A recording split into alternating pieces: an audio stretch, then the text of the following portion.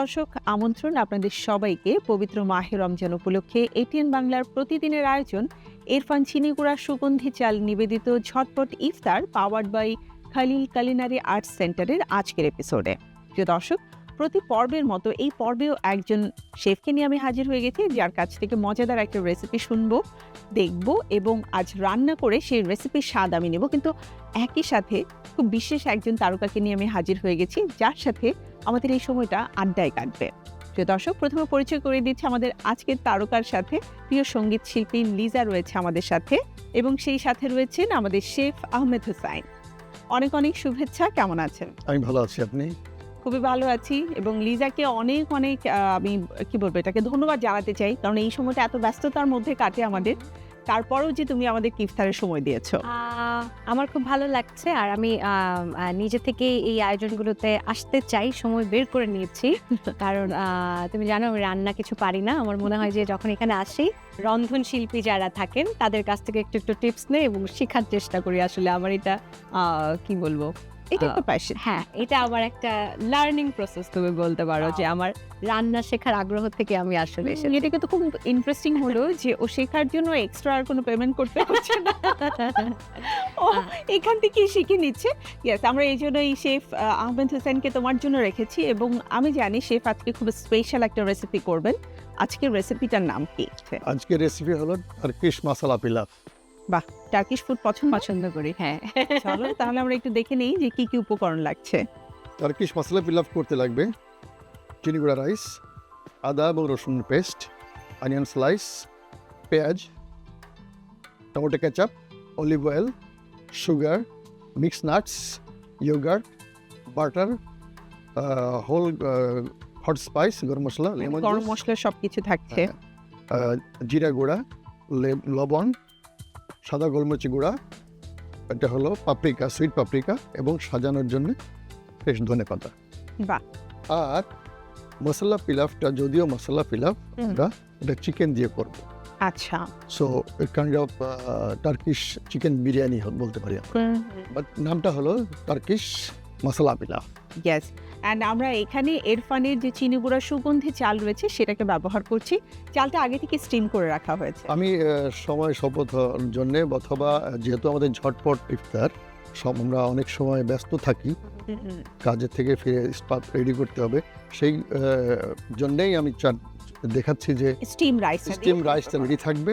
চিকেনটাও আমি রোস্ট করে রেখেছি। আমরা রান্না করতে করতে বাকি রাইট গল্পটা করব। যেহেতু টার্কিশ খাবার তোমার পছন্দ, আপনি রান্না শুরু করে দিন ভাইয়া। ওকে। যেহেতু রান্না তোমার পছন্দ, করতে না পারলেও তুমি দেখতে পছন্দ করো, আমার মনে হয় যে আজকের রেসিপিটা মানে ইন ফিউচারে তোমার বাসায় গেলে করে খাওয়াবে আমাদেরকে। চেষ্টা করব। রান্না পছন্দ বা দেখা পছন্দ, রান্নাটা আসলে আমাদের একদম অনেক জরুরি একটা ব্যাপার। আমরা অনেক সময় দেখা যায় যে মনে করি যে ঠিক আছে আস্তে আস্তে শিখবো বা পরে শিখবো বা যখন দরকার হবে শিখবো, এটা আসলে ভুল।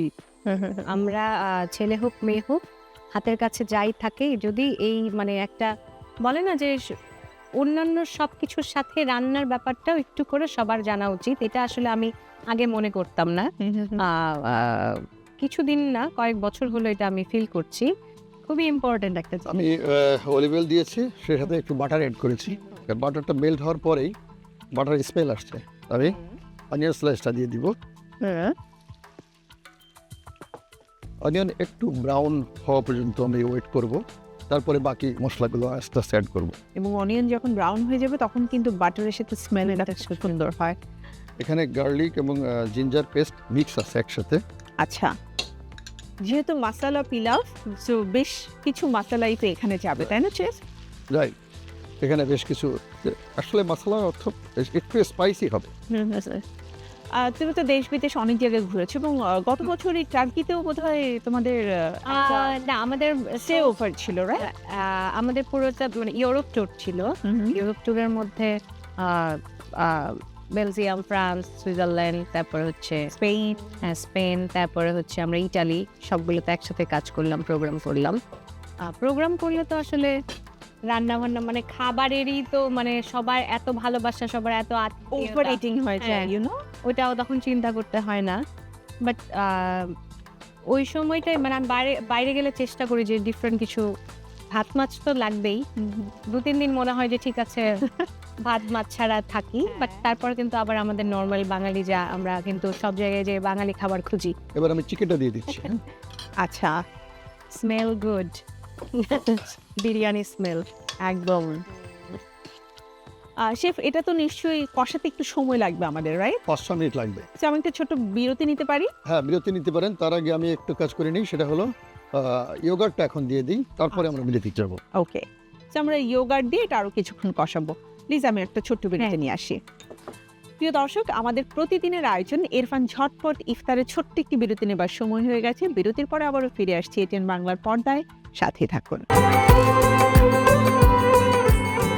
প্রজন্ম থেকে প্রজন্মের পছন্দ ইরফান চিনিগুড়ার সুগন্ধি চা। 3 যুগ ধরে সেরা স্বাদে, মানে, সুঘ্রাণে। প্রিয় দর্শক, ফিরে এলাম বিরতির পরে এটিএন বাংলার প্রতিদিনের আয়োজন ইরফান ঝটপট ইফতারে। আমাদের আজকের রেসিপি টার্কিশ মাসালা পিলাও, যেটি অলরেডি রান্না হচ্ছে। শেফ তো সাথে রয়েছে এবং কি চমৎকার একটা স্মেল আসছে, তাই না লিজা? আমরা শেফ পরবর্তী স্টেপে যেতে চাই। এবারে কি করব? এটা অলমোস্ট রেডি। তবে একটু পরেই রাইসটা মিক্স করব। তার আগে পাপরিকা এখন দিব। পাপরিকা কি আমরা এখানে কালার এবং হচ্ছে sweet smell এর জন্য paprika। দিচ্ছি? একটু কালারের জন্য, ফ্লেভার আস, সেটা কিন্তু স্পাইসি। আর নাটস একটু পরে দেবো, তার আগে লেমন জুসটা এখন দিয়ে দেবো। আচ্ছা, আর সুগারটা দেওয়া হয় না, সুগারটা এখন দিই। আচ্ছা, তার মানে আমরা লেমন জুস অ্যান্ড সুগারটা দিচ্ছি। সুন্দর একটা সুইট অ্যান্ড ট্যাঙ্গি ফ্লেভারও থাকবে, আবার স্বাদটাও খুব মজাদার হবে, সব ঝাল মিষ্টি টাইপের। আজকের ইফতারটা কিন্তু খুব মজা করে আমরা করতে পারবো, কারণ প্রতিদিন ভাজা পোড়া খাওয়ার পরে মাঝে মাঝে একটু ইচ্ছে করে বিরিয়ানি টাইপ খেতে। রাইট। তবে টার্কিশ বিরিয়ানিটা, এটা টার্কিশ যে পিলাফটা, এটা খুব হেলদি, লাইট, লেস স্পাইস, যা নাকি আমাদের ইফতারের সময় এটা ভালো একটা হেলদি মিল হতে পারে। ডেফিনেটলি। So, এবার আমি রাইসটা মিক্স করে দেবো। প্লিজ। আমি বলেছি রাইসটা আগেই আমি কুক করে রেখেছি, যেহেতু আমাদের এই অনুষ্ঠানটা হলো ঝটপট ইফতার, আমরা খুব অল্প সময় যেটা করতে পারি। হ্যাঁ, এই জন্য আমিও বাসায় করি লিজা। মাঝে মাঝে যেটা হয়, এই যে হঠাৎ করে একটু বিরিয়ানি রান্না করা অথবা ফ্রাইড রাইস রান্না করা তো এখন খুবই কমন।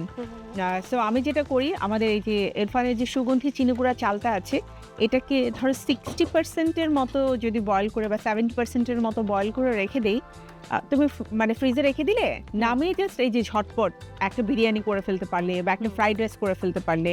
এখন তুমি দেখবে মাশরুম রাইস খুব বেশি জনপ্রিয়, সেটা করে ফেলা যায়, খুব ইজি হয়ে যায়। Easy।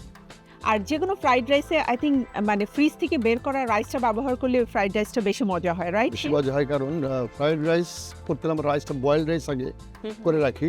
কিন্তু বয়েলড রাইস ভালোভাবে ওটা ফার্ম হওয়ার জন্যে, সলিড হওয়ার জন্যে ঠান্ডা করতে হয়। আচ্ছা, এই জন্যে আগের দিন রান্না করে রেফ্রিজারেটরে রাখলে সেটা fried rice, real fried rice হয়। আদারওয়াইজ এটা যদি আমি এখন সিদ্ধ করে ফ্রাই করতে যাই, এটা ফ্রাইড রাইস হবে না, হবে না, সর্ট অফ খিচুড়ি হয়ে যাবে। রাইট? এই যে বলছিলাম যে এই টিপস গুলো তুমি যেগুলো জানো, শেফ যেগুলো জানে, সেগুলো আমি তোমাদের কাছ থেকে একটু লার্ন করছিলাম। এগুলো তো আমার জানা ছিল না। কিছুক্ষণ দমে রাখা ভালো, বাট আমাদের যেহেতু ঝটপট রান্না, আমি বেশি করে দমে যাচ্ছি না, মিক্স করেই নাটস দিয়ে আমি ঢেকে দিয়েছিলাম। এখন আমরা সার্ভ করব। ইয়েস, সো আমাকে প্লেটটা দিন। সার্ভ করে আমাদের আমি আজকে বার্নারটা অতিথির করে হাতে তুলে দিতে হবে। শেয়ার। নাইস স্মেল আসছে।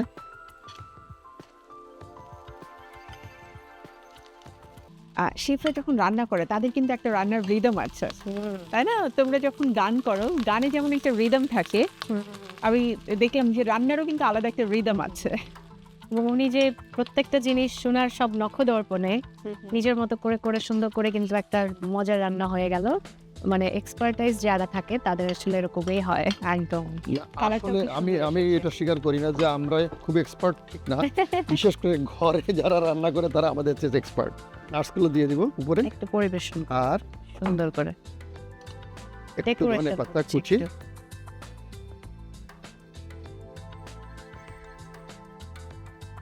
সো তৈরি হয়ে গেল আজকের recipe Turkish masala pilaf.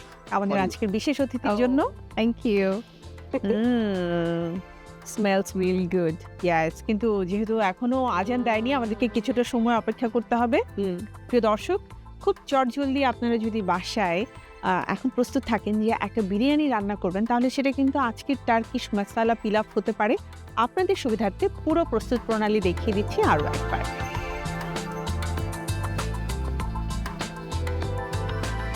Thank you chef, মজার এই টার্কিশ মশলা পিলাফ আমাদেরকে রান্না করে দেখানোর জন্য।